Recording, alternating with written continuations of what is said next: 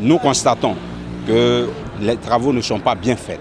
C'est face aux griefs des populations, avec des ouvrages qui se dégradent à la première intempérie, que l'Autorité nationale de régulation des marchés publics, ANRNP, et la Direction des marchés publics, DMP, en collaboration avec la Commission administrative de conciliation, CAC, ont organisé cette formation sur les procédures de contrôle et de régulation des marchés publics, avec des séances d'échange. Les différentes parties ont tendance à nous saisir pour nous faire connaître la nature de ce litige et nous permettre de pouvoir trancher en équité. Pour le président de l'Autorité nationale de régulation des marchés publics, outre cette formation, c'est toute une stratégie qu'il faut mettre en place face à l'obligation de résultats.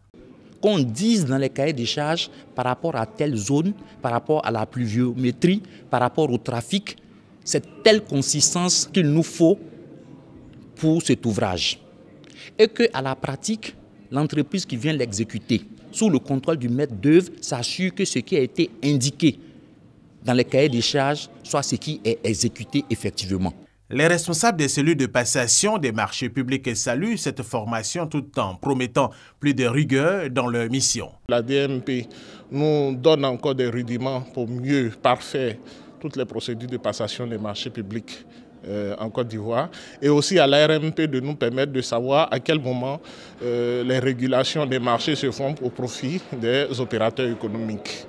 Tout ce que nous recherchons, c'est une meilleure gouvernance de la dépense publique.